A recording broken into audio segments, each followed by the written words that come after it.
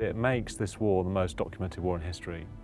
You know, puts everything we know about Vietnam into the shade, because you've got every single incident the military were involved in, every call out they took, recorded in incredible detail. There's a big disconnect between the way that British and American people get to hear about the death of their own loved ones in this conflict. The average Iraqi citizen is not getting that honouring. Leaked Pentagon files obtained by The Guardian contain details for the first time of more than 100,000 people killed in Iraq following the US-led invasion. These reports prove that the US authorities were recording official statistics of Iraqi deaths, something which they have always denied.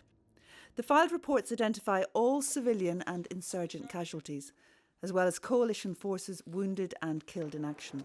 The UK-based organisation Iraq Body Count, which records civilian casualties from the war in Iraq, says that it has added 15,000 previously unrecorded deaths to the current Iraq body count total. The logs record a total of 109,032 violent deaths between 2004 and 2009. The logs state that 66,081 of those deaths were civilians. In terms of numbers of deaths, it's incredibly detailed. There are 52,000 incidents in which at least one person dies, which are recorded on this database.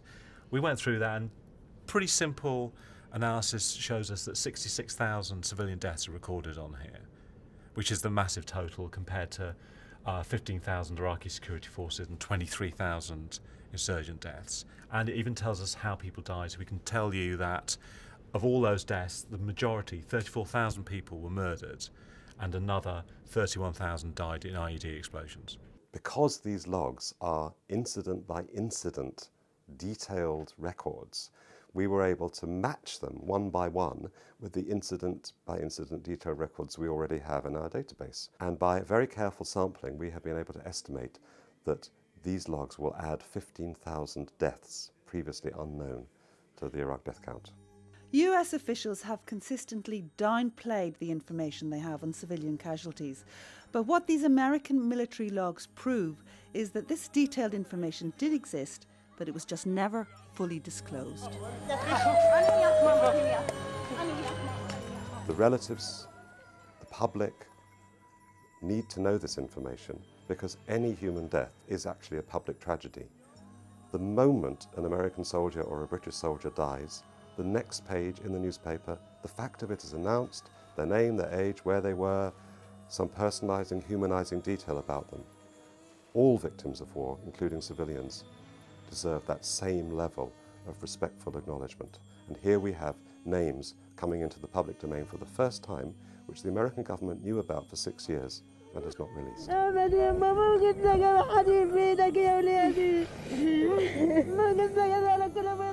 Families will never give up on this. They will wait decades, centuries, if needed, for the full and proper recognition of the deaths of their loved ones. The number of civilians who died that we didn't know about before, personal details, occupation, age, gender, precisely how they died, all of this information is there in those logs in enormous amount, and it's going to take months and months, if not years, to analyse it all. But we've made a start, and we believe it's in the public interest that everything possible is known about these tragedies.